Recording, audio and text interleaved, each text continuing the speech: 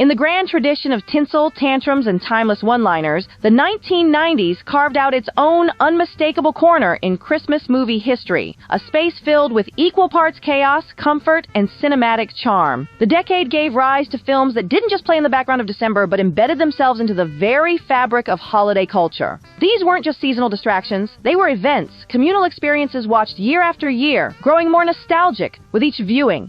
Some leaned into slapstick absurdity, others went straight for the heart, but all found a way to wedge themselves into living rooms and VHS shelves like cherished ornaments you'd never dream of throwing out. What follows is a stroll through a few of the most beloved holiday classics of the era, arranged in the order they first arrived, each one a timestamp from a time when holiday magic came with oversized sweaters and analog charm. The decade kicked off with a bang, literally, in some cases, with the release of Home Alone in 1990, a film that would go on to become arguably the crown jewel of 90s Christmas cinema. It told the story of young Kevin McAllister, an 8-year-old boy accidentally left behind by his frantic, oversized family as they jet off to Paris for the holidays. What followed was part wish fulfillment fantasy, part Looney Tunes fever dream, and entirely unforgettable. Kevin's wild ride, complete with elaborate traps involving paint cans, hot doorknobs, BB guns, and strategically placed micro machines, captured the imagination of a generation. It was both hilarious and surprisingly heartfelt, walking a fine line between juvenile chaos and emotional depth. Kevin wasn't just a kid pulling pranks. He was a lonely boy, missing his family, forced to grow up overnight. That undercurrent of longing and self-reliance helped the film land emotionally, making its final moments all the more satisfying. It was more than just a funny movie. It was a modern holiday myth. Its 1992 sequel, Home Alone 2, Lost in New York, doubled down on everything. Kevin found himself alone again, this time in the Big Apple, with a stolen credit card, a luxurious hotel suite, and, of course, the same two bumbling burglars on his tail. This installment brought bigger stunts, grander settings, and even more ridiculous traps. Bricks to the face, anyone? While some critics felt it was a retread, fans adored it. The sequel became part of an unshakable holiday tradition, a 1-2 punch of festive mischief that defined December for millions. Watching both films back-to-back became a ritual in itself, the kind of tradition that transcended plot logic or realism. It was about the feeling, the familiarity, the joy of knowing exactly what scream or slapstick moment was coming next, and loving it anyway. Together, the first two Home Alone movies, from Kevin's first famous encounter with aftershave to his journey to the top of the World Trade Center, create some of the most memorable, atmospheric, and unmistakably 90s movies ever. And for that, they continue to be revered even decades after their release.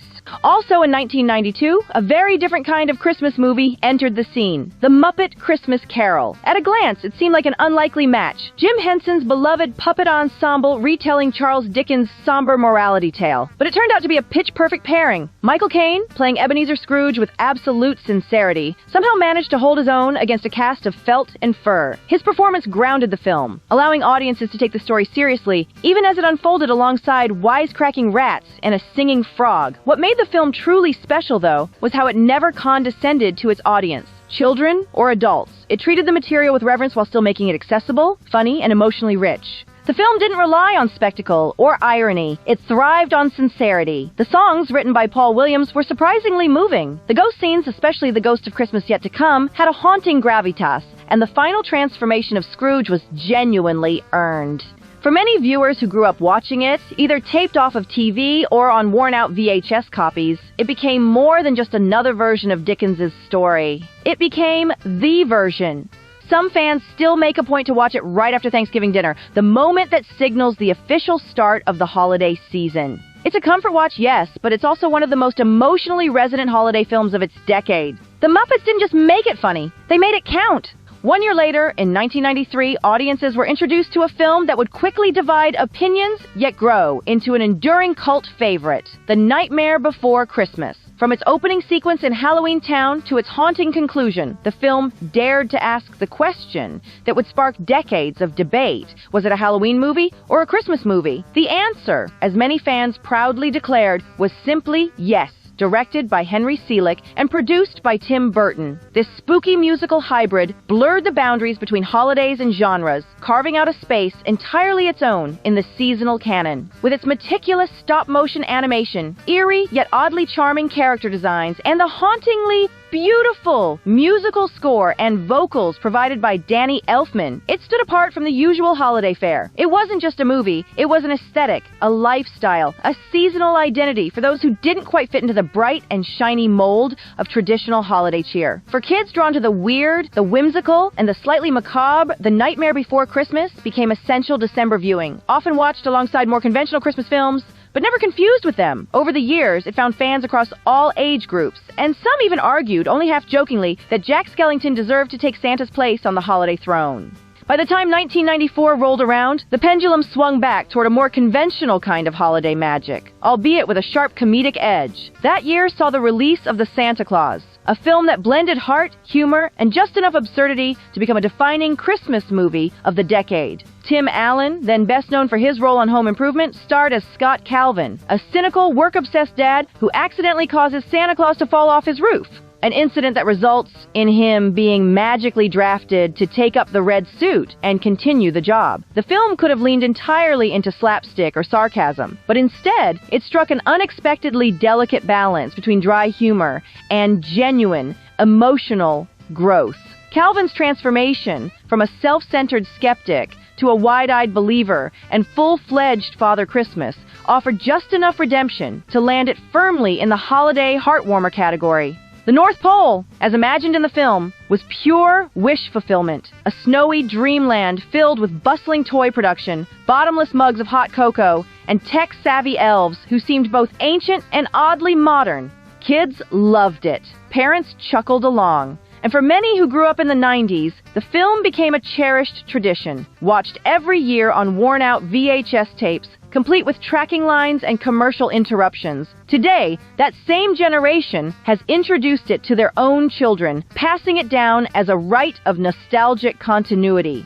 Also arriving in theaters that same holiday season was a remake of the classic Miracle on 34th Street, a film that set out to recapture the magic of its 1947 predecessor while updating the visuals and tone for a new generation. Richard Attenborough stepped into the iconic role of Kris Kringle, bringing warmth, gravitas, and a gentle twinkle to the part. The film stayed largely faithful to the original storyline, centering around a skeptical little girl, a disillusioned mother, and a courtroom showdown to determine whether Santa Claus truly exists. While the remake didn't make the same kind of cultural impact as the original, few films could, it still resonated with audiences who craved something more sentimental and traditional amid a growing wave of irreverent holiday comedies. With its glossy cinematography, sweeping score, and earnest performances, it offered a kind of cinematic refuge from the louder, zanier holiday fare flooding the market at the time. Though it never reached the top of most Christmas movie rankings, it quietly earned its place in many family living rooms, often as the softer, more emotional counterbalance to the slapstick chaos of other 90s Christmas offerings. For those who valued tradition, sincerity, and a little courtroom magic, the 1994 Miracle on 34th Street became a dependable part of the December movie lineup. Then came 1996's Jingle All the Way, which took that sense of seasonal innocence and flipped it on its head, creating one of the loudest, most chaotic, and oddly endearing holiday movies of the decade. The film, led by Arnold Schwarzenegger in full dad-on-a-mission mode, was a high-octane satire of consumer culture disguised as a family comedy. Playing opposite Sinbad, who brought just as much manic energy, Schwarzenegger's quest to secure the elusive Turbo Man action figure became a madcap race through malls, warehouses, and parades. The movie exaggerated the desperation of last-minute shopping to the point of absurdity, but beneath all the slapstick and physical comedy was a very real sense of anxiety that parents, especially dads, could relate to. There's a certain truth buried under all the cartoonish chaos, the pressure to get everything right at Christmas, to provide the perfect gift, and to be the kind of parent who doesn't let their kid down. While critics at the time dismissed the movie as too loud, too broad, and too shallow, it slowly earned cult status over the years. Now, for many who grew up watching it, Jingle All the Way isn't just a movie. It's a piece of their personal holiday mythology. It evokes memories of packed toy aisles, late December stress, and the over-caffeinated energy of malls decorated in red and gold. And of course, it gave us unforgettable lines like, "Put that cookie down," and the ever-enthusiastic "It's turbo time," both of which have outlived the movie's original reputation and taken on lives of their own in internet memes and nostalgic quotes. In 1998, the holiday genre took an unexpected emotional turn with Jack Frost, a film that aimed to blend fantasy, comedy, and heartfelt drama into a single package. Michael Keaton plays a bluesy, mostly absent father and struggling musician who dies in a car accident and is later reincarnated as a talking snowman, thanks to a magical harmonica, a premise that sounds like it was pulled from a fever dream and honestly plays like one, too. The movie struggled with tonal whiplash. One minute, it was a goofy, snowball-fighting romp with Keaton's voice coming out of an animatronic snowman. The next, it was a meditation on grief, regret, and fatherhood. For many adult critics, the film's inability to fully commit to either its whimsy or its emotional depth made it an awkward experience. But for kids who saw it at the right age, Jack Frost stuck. There was something haunting about the idea of a parent returning, even temporarily, to make things right. For children dealing with divorce, loss, or just complicated relationships with their parents, the movie hit harder than it probably intended to. Even though the special effects haven't aged particularly well, and the snowman design remains a little unsettling, there's a strange sincerity to the film that keeps it lingering in memory. It's the kind of movie that, while rarely at the top of Christmas movie lists, prompts a very specific reaction when mentioned. A knowing nod, a half laugh, and the phrase, "Wait, Jack Frost? That movie was wild." Toward the tail end of the 1990s, Christmas films began to break away from their traditional mold. Instead of warm, fuzzy tales filled with Yuletide cheer and predictable moral arcs, a few filmmakers leaned into something darker, funnier, and more chaotic. Holiday stories started arriving with sharper edges, reflecting a growing cultural appetite for subversion during a decade that, at times, felt oversaturated with sentimentality. One standout from this shift was The Ref, a black comedy headlined by Dennis Leary at his most acerbic. The film centers around a burglar who, in the midst of a botched escape, ends up taking a dysfunctional married couple hostage on Christmas Eve. What unfolds is a war of insults, unresolved grievances, and bitter truths disguised as dinner conversation. Leary's fast-talking, no-nonsense persona, paired with the couple's ongoing meltdown, struck a chord with viewers who were all too familiar with the pressures of family gatherings during the holidays. It wasn't heartwarming, it was cathartic, brash, and unfiltered, which is exactly why it found a loyal audience.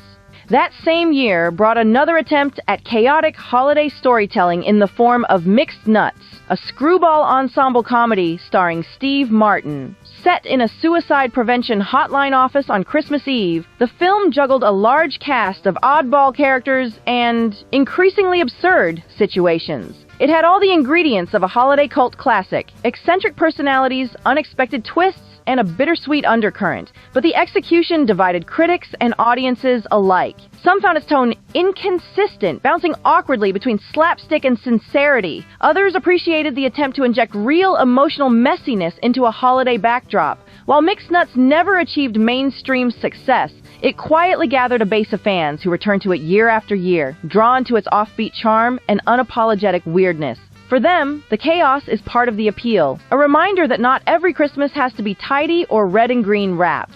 As the decade closed, Stanley Kubrick's Eyes Wide Shut made an unexpected case for inclusion in the holiday film canon. Though it contains none of the usual Christmas movie markers, no family reunions, no gift-giving, no overt celebration, it's set against the backdrop of a hauntingly lit New York City, bathed in snow and soft lights, with Christmas trees lurking in the corners of nearly every frame. The story itself is a surreal, slow-burn descent into desire, secrecy, and marital unease, starring Tom Cruise and Nicole Kidman at the height of their on-screen intensity. For some, the film's holiday setting feels incidental, a passive contrast to its erotic undercurrents. For others, that juxtaposition is exactly the point. A comment on the emotional facades people wear, especially during the most wonderful time of the year. Either way, Eyes Wide Shut carved out a peculiar space as perhaps the most psychologically unsettling Christmas movie ever made, proving that even the holiday season has room for the surreal and the shadowy.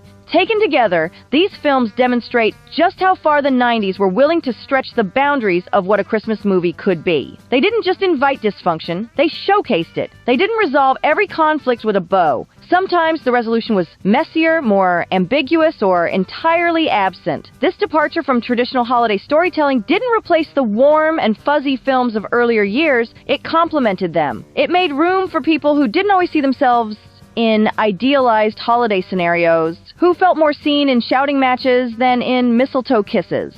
In hindsight, the 1990s gave us a full-color, wide-angle lens on Christmas movies, stretching from slapstick spectacles to quiet character dramas, from full-on musicals to brooding psychosexual thrillers. Every year seemed to deliver something new to add to the holiday rewatch pile, whether it was a quotable family comedy, a gothic animated classic, or a wildly inappropriate black comedy. The VHS tapes were rewound and replayed until the ribbon wore thin, and traditions were born in living rooms across the country. And now, decades later, those same films continue to hold their place. On Reddit threads, in group chats, and during annual rewatch marathons, fans still argue over the best lines, the most underrated performances, and which movies truly count as Christmas films. Whether it's Kevin McAllister's Scream, Jack Skellington's Lament, or a burglar refereeing a domestic war zone, the memories have stuck. The 90s didn't just know how to make a Christmas movie, they knew how to make it unforgettable. And even now, all these years later, those stories haven't gone anywhere. They're still playing, still quoted, still loved.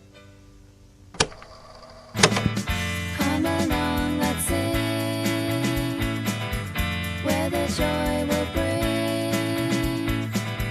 Tune into the beat, feel the magic, it's true. Channel 1 on X, we're here just for you.